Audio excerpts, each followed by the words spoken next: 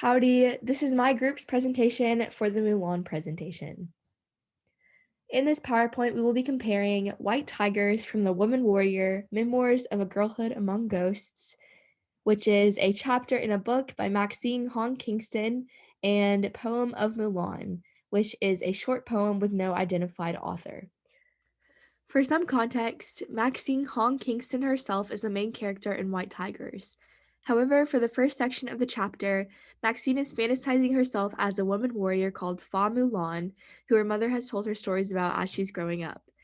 Everything dealing with training for war and war is part of this fantasy. The second section of the chapter is Maxine reflecting on her actual life as herself, whereas, on the other hand, Mulan is our main character in the poem. For a quick summary of what the presentation will entail, we will share the similarities and differences between the two passages and then answer a few questions that look more in depth at the poem. Here we have the similarities I found while I was reading.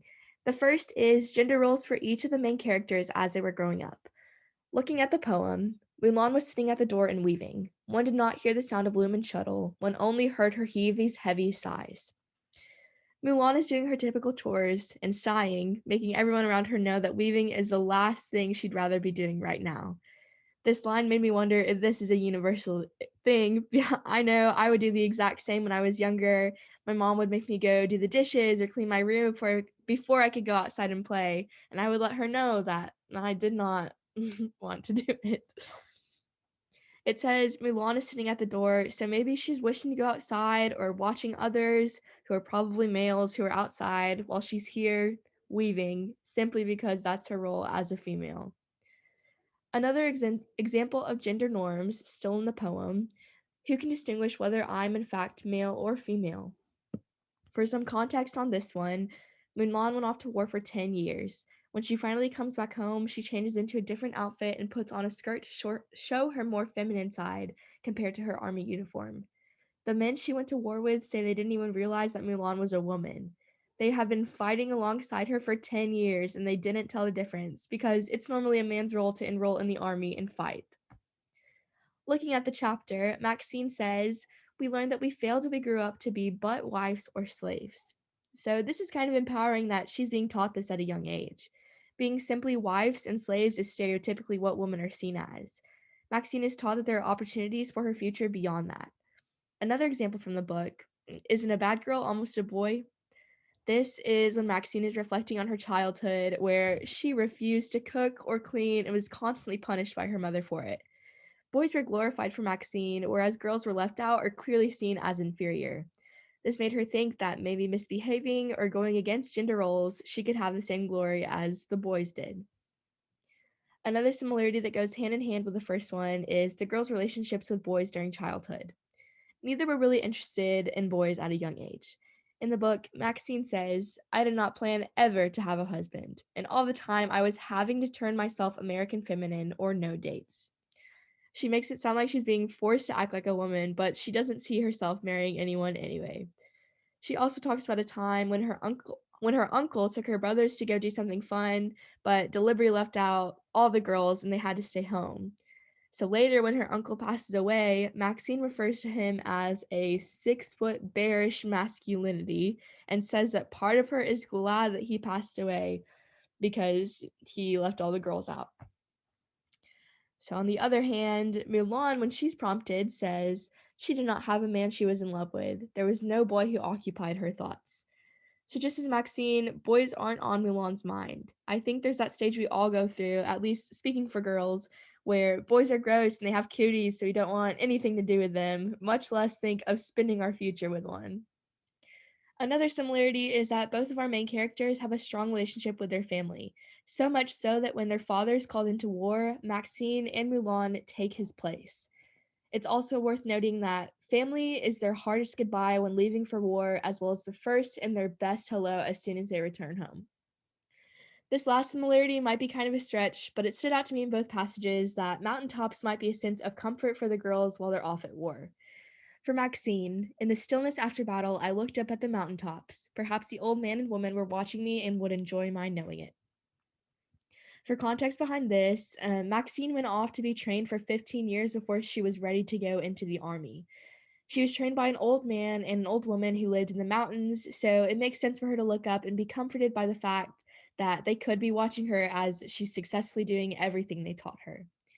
For Mulan in the poem, at night she rested on Black Mountain's top. She did not hear her parents' voices calling for their daughter.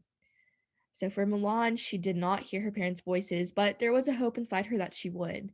She was seeking out that support system and that comfort amidst the war.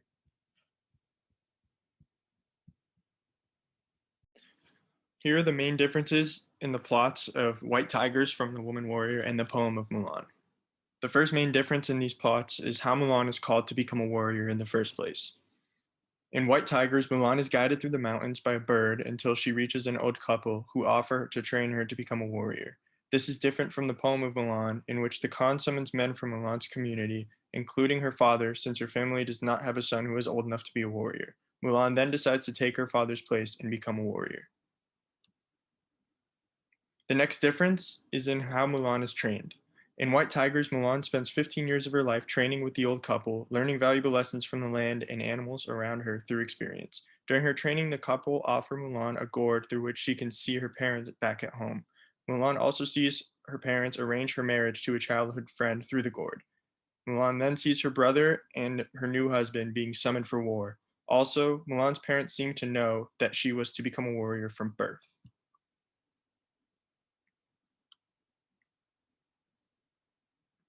This is different from the poem of Mulan because Mulan does not undergo any training according to the text. Although she spent time in nature, it was for traveling to battle and did not consist of any learning or growth.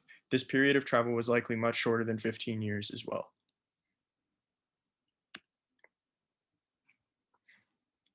The next difference is when Mulan returns home. In White Tigers, Mulan returns home to her parents after 15 years of training. Her parents tattoo her back with messages of revenge for the Baron who summoned her family members to war. This is different from the poem of Mulan because in the poem, Mulan does not return home until after 10 years of battle. The next major difference is the fact that Mulan has a child in White Tigers when she reunites with her husband during war and manages to have the child without any of her soldiers noticing. In poem of Mulan, there is no mentioning of a child or a husband during the war.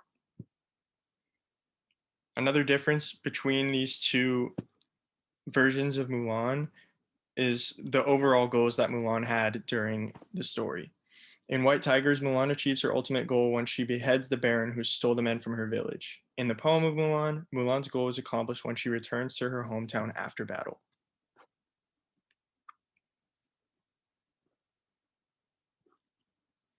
Lastly, the plot is different in White Tigers than it is in Poem of Mulan because White Tigers includes an additional segment at the end of the chapter in which Maxine Hong Kingston diverges from the fantasy of Fa Mulan to talk about her real life as a Chinese American citizen. The poem of Mulan does not include any additional commentary after the story is finished. In the poem of Mulan, there were two main themes that were found. First being familial loyalty. This was shown through Mulan's choice to go fight in the war in place of her father, who would have otherwise had to since he had no older son. It was also shown through her desire to return home after the 12 years in battle rather than accepting an appointment into the court.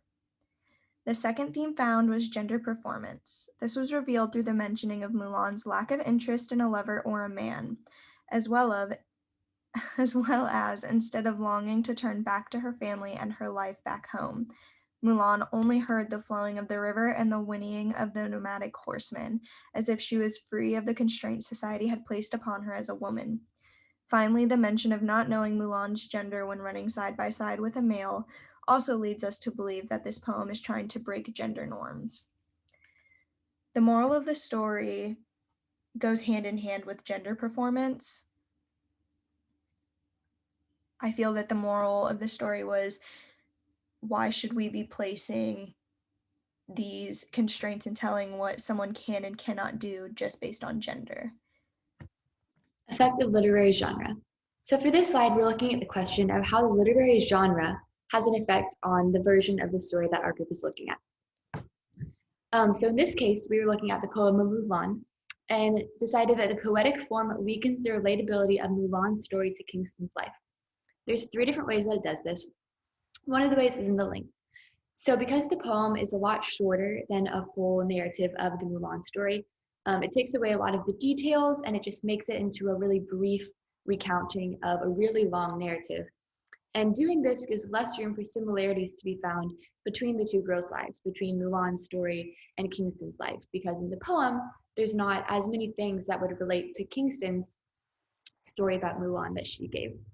Another way that it does this is in content. So in order to keep a specific rhythm and pattern in the poem, like poems do, the author included details of Mulan's story that aren't super important or relevant in the story that Kingston tells of her life. So there's parts that are included that are mostly just to keep a rhythm and to keep a rhyme that might not be super important or something that is usually found in Mulan's stories that we see in movies and things like that. And then lastly, the point of view.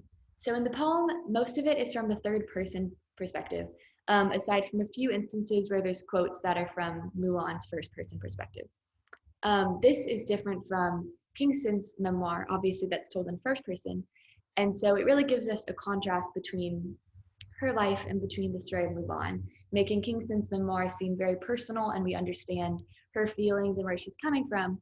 Whereas in this poem, because it is brief and because it's in third person and because of its specific form, it feels a little bit more detached and a little bit less like a very personal accounting of an event.